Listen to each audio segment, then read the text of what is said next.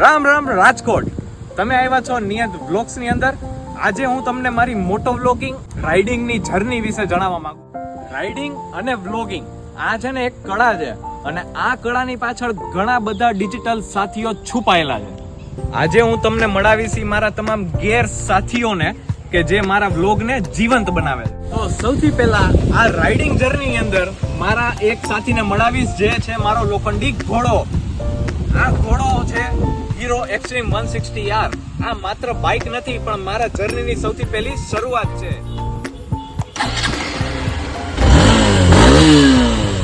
Power અને performance machine. આ માત્ર મશીન રોડ ઉપર હાલતું નથી, રોડ ઉપર દોડે છે, દોડે.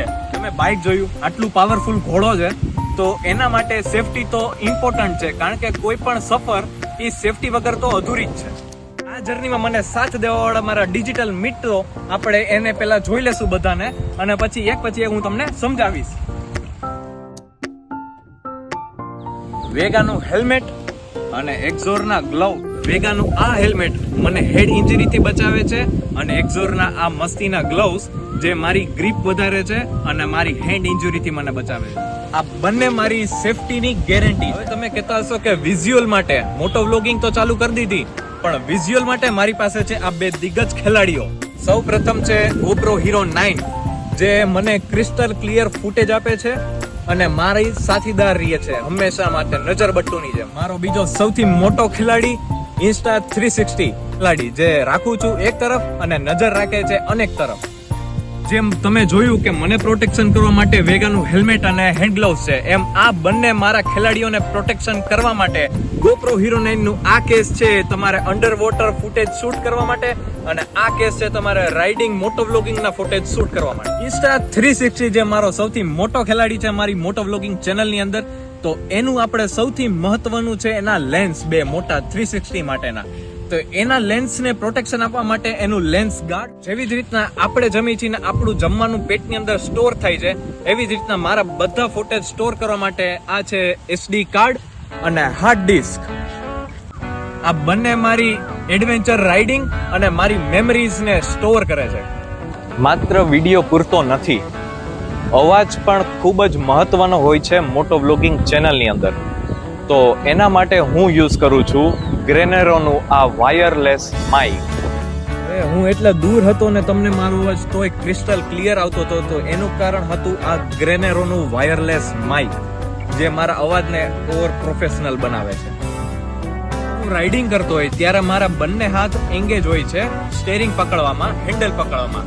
તો હવે મારા કેમેરાને સપોર્ટ આપવામાં ખૂબ જ મોટો હાથ હોય તો આ બંને સ્ટીકનો જે કેમેરા મારો સાચવે છે અને મારા વિડીયો ફૂટેજને એકદમ બેસ્ટ બનાવે છે. આ છે Insta360 ની ઓરિજિનલ ઇનવિઝિબલ સ્ટિક અને આ છે ડ્રોન શોટ માટેની સ્પેશિયલ 3 મીટર અને 10 ફૂટની સ્ટિક. જેમ મારા હાથ સ્ટેરિંગ પકડવામાં એંગેજ હોય છે એ જ રીતના મારી સેલ્ફી સ્ટિક અને કેમેરાને હેન્ડલ કરવા માટે આ માઉન્ટનો સૌથી મોટો હાથ છે જે હેન્ડલ અને સ્ટિક અને કેમેરાને ત્રણેયને કનેક્ટ કરી રાખે છે.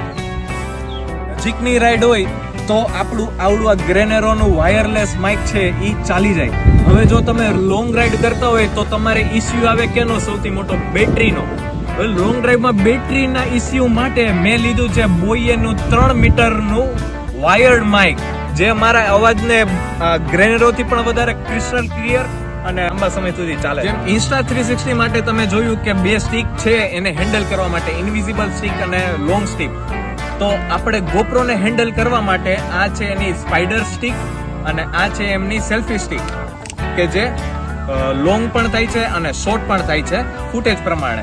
અને આ છે ટ્રાયપોડ. લોંગ રાઇડ ની અંદર આ ટ્રાયપોડ નો સૌથી મહત્વનો ભાગ હોય છે, કારણ કે સોલો ટ્રાવેલિંગ મોસ્ટ ઓફ બધા સોલો ટ્રાવેલિંગ કરતા હોય છે.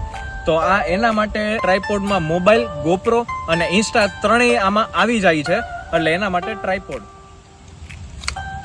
આ ખૂબ જ લોંગ અને ફોલ્ડેબલ પણ છે જે તમે મસ્ત રીતના તમે કોઈ પણ જગ્યાએ તમે સ્ટેન્ડ કરી શકો છો અને વિડીયો તમારો ફૂટેજ માટે બહુ સરસ લોકેશન પણ આનાથી આવી જશે. GoPro ને હેન્ડલ કરવા માટે એના માટે બે માઉન્ટ એક્સ્ટ્રા આપે છે GoPro વાળા, જે આ છે ચેસ્ટ બેલ્ટ અને આ છે હેડ બેલ્ટ. સાયકલિંગ કરવામાં હેડ બેલ્ટ અને બાઇકિંગ અથવા તો કોઈ પણ વસ્તુ એવું હોય કે તમારે હેન્ડ દ્વારા તમે કામ કરો છો અને બતાવવા માટે ચેસ્ટ બેલ્ટ. આ બધા ગેજેટ્સ તો છે જ, પણ મારી સાથે કોઈ સાથી આવ્યો હોય અને મારા ફોટેજ લેવા માટે એને સ્ટેબિલિટી જોઈએ, કારણ કે હાથ આપણો એટલો સ્ટેબલ ન હોય ચાલુ રાઇડિંગ કે કેમેરો સ્થિર રહી શકે. તો એના માટે સૌથી મોટો મારો સાથી છે ગિમ્બલ, જે મને સ્ટેબિલિટી અને વિડીયો ક્વોલિટીમાં બેસ્ટ HD વિડીયો ક્વોલિટી આપે છે. મેં તમને સ્ટેબલ કીધું એનું હું તમને લાઈવ ઉદાહરણ આપું કે સ્ટેબલ કઈ રીતના કહું છું. તમે જુઓ,